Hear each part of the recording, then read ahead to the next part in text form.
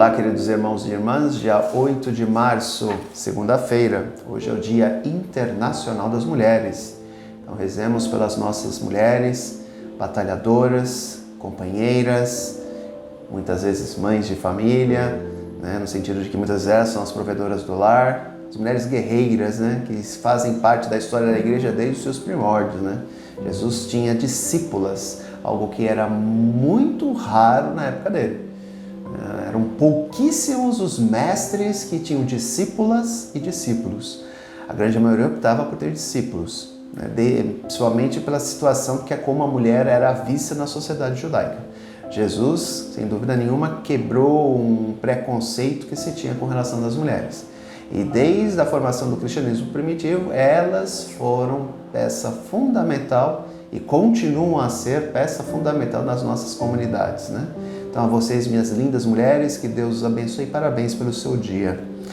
Terceira semana da Quaresma. O evangelho que nos é proposto é o evangelho de Lucas, capítulo 4, versículo do 24 ao 30, que nos diz o seguinte: Jesus, vindo a Nazaré, disse ao povo na sinagoga: Em verdade, eu vos digo que nenhum profeta é bem recebido na sua pátria. De fato, eu vos digo, no tempo do profeta Elias, quando não choveu durante 3 anos e 6 meses e houve grande fome em toda a região, havia muitas viúvas em Israel. No entanto, a nenhuma delas foi enviado Elias, senão a uma viúva que vivia em Sarepta, na Sidônia. E no tempo do profeta Eliseu, havia muitos leprosos em Israel. Contudo, nenhum deles foi curado, mas sim Naamã o sírio. Quando ouviram essas palavras de Jesus, todos na sinagoga ficaram furiosos. Levantaram-se e o expulsaram da cidade. Levaram-no até o alto do monte, sobre o qual a cidade estava construída com a intenção de lançá-lo no precipício. Jesus, porém, passando pelo meio deles, continuou o seu caminho. É interessante a apresentação de Jesus, porque ela nos revela o seguinte fato: aquele povo que o conhecia desde pequeno era incapaz de ver nele a ação de Deus.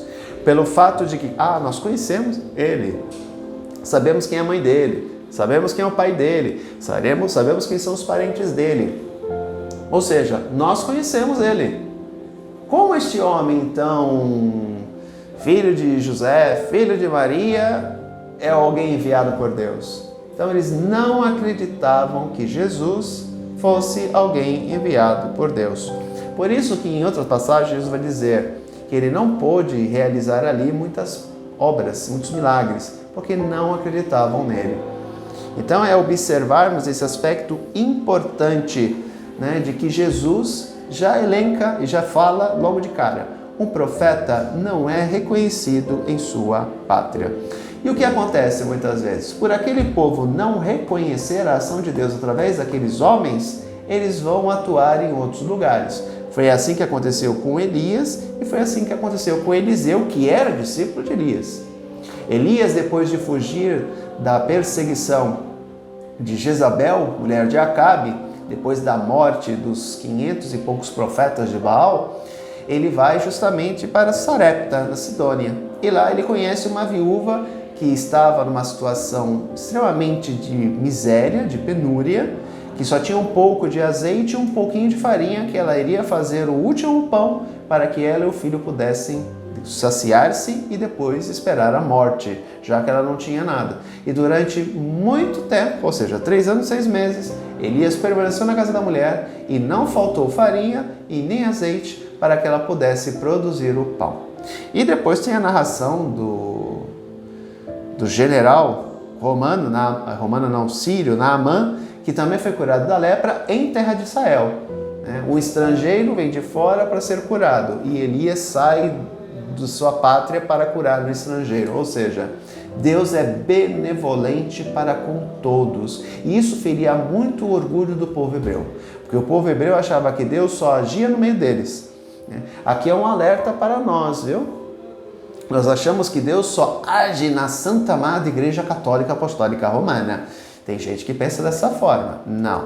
Deus age onde há fé. Inclusive em igrejas protestantes e em qualquer outro lugar. Se a pessoa tiver fé e acreditar em Deus, em crer em Deus e de que pode alcançar aquela graça, Ele estará presente e realizará. Porque Deus não está preso a essas questões humanas. Portanto, é compreender que o povo escolhido de Deus deve entender que Deus age de diversas formas. E Ele não está preso somente a um povo. Deus é Deus de todos, não é Deus somente de um povo.